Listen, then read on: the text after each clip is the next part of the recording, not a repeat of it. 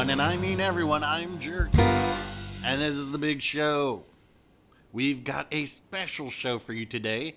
We're going to be talking the February patch notes and the highlights and lowlights of them. But before we get to that, I need to introduce you to the guest of this episode, an elusive ship for this program, as I tend to avoid the ships that I consider are overplayed and overpowered. Ships like the goddamn Wichita, the falling into both categories, whereas tonight's guest is simply the former. I don't consider it overpowered, simply overplayed. But enough with the tease. Put your hands together for the French Premium Tier 7 battleship and the reason they had to put borders on the maps. Give it up for Bart.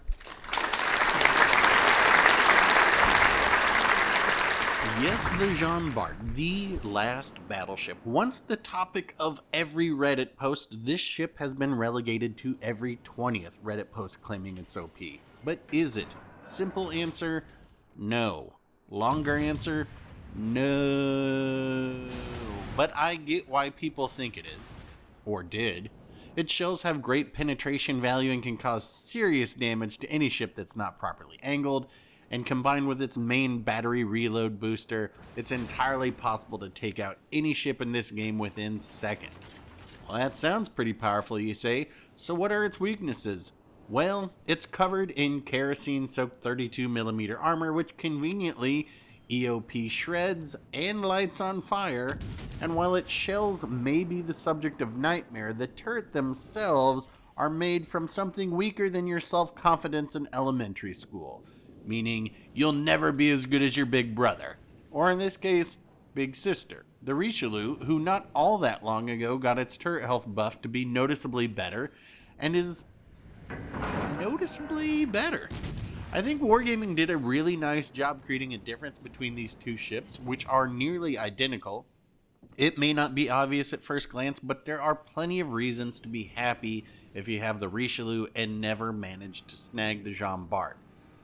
Will Bart come back? Only time will tell, but I imagine it will in some form, unlike certain other ships. Let's get to the match. We're on Tears of the Desert, which, what a coincidence, was the background for the last round of patch notes. You'll see me here following the alternate route I was discussing in the Bismarck video where I was saying how to set up an A crossfire, and you can see that unfolding right now with this poor Richelieu. There is nowhere they can angle and not give broadside to either myself or my division mate in the Vladivostok to the north. So since my route is going to run very similarly to the Bismarck video, let's talk about the patch notes. The highlights, for me...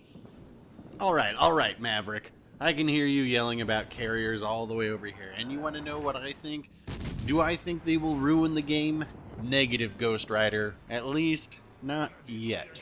This is, after all, just a test event for Wargaming to acquire their precious data and less precious feedback. And since I haven't played them yet, but will Monday, can we get a Kraken first thing? I'll hold judgment until then, at least as for how they're currently implemented. British heavy cruisers, sweet. I'm sitting on 300 million silver, so let's start grinding. Oh, it's early access. Well, that's fine. I love me cruisers, so I'm quite excited to have a new line to explore and learn. Oh, ouch, York. We're getting the Siegfried. Neat. Another cruiser. No complaints here, and the thought of 15-inch shells with accuracy. Have you seen how laser-guided my Prinz Eugen shots are?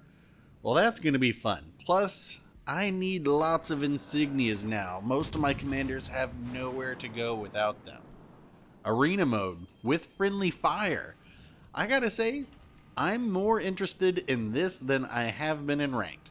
So this could be fun to check out. And can you imagine hitting 1,000 subs and playing with subscribers on stream? Wouldn't that be a blast? Hint, hint. We're getting some nice balance changes for some low tier ships, but look at that, the Vanguard is getting another buff. That poor kid is gonna be raw. More HP restored by the repair party, better shell grouping, and the repair heals faster. But none of those will stop people from foolishly going broadside to shoot all of its guns, though will it? But I don't know. I'll be curious to try it out. I seem to have a knack for doing videos on ships right before they change them. And a couple new premium ships which will be for sale, but that doesn't matter to me as I have yet to buy a ship outright. Alright, back to this game. We caught the Richelieu in a crossfire and sank them.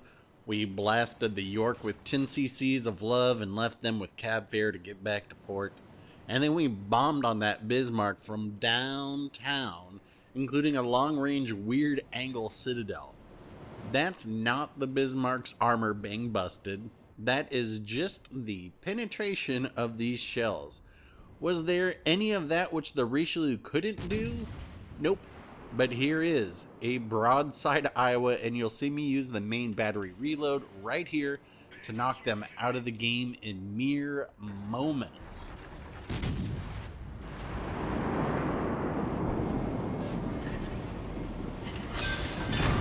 Yeah, that's 4, and that's when I knew, okay, we've got the Kraken on the line here. Alright, there's a full health of Vlad, and wait a minute, what? What just happened?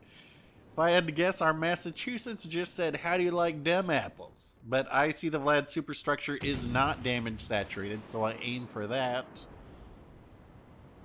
And there's Kraken 188. Now there's just this lightning which we need to deal with.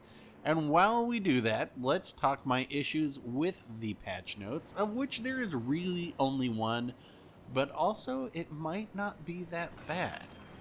You're also going to want to watch how I triangulate the destroyer's position simply by using the minimap and the blue Massachusetts telling me he's spotted.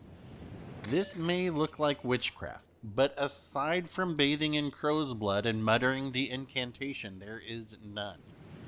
So my issue with this patch, no global XP ship, meaning no Bayard, and the introduction of a new resource, steel.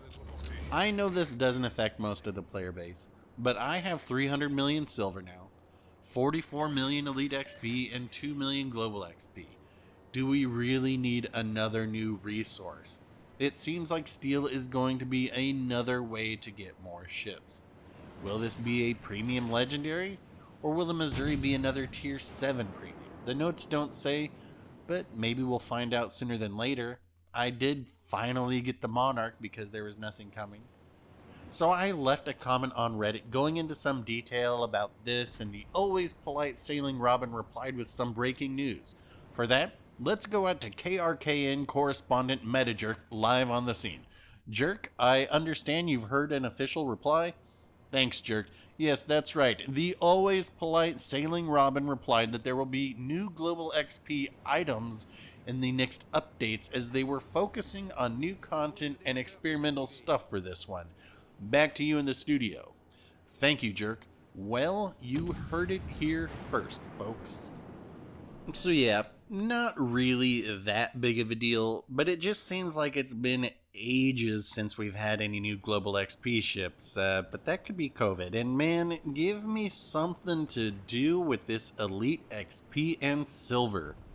I suggested being able to convert it at 100 million silver to 10,000 steel, or 10 million elite XP to 10,000 steel, but I got a big negative from Robin on that one.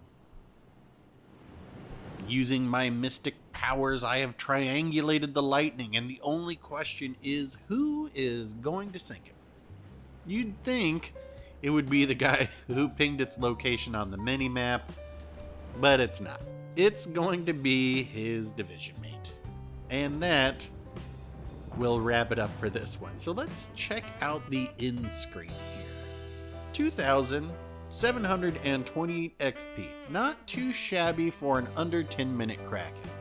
And on the B+ side of a good game. How's everyone out there in TV land feeling about this update?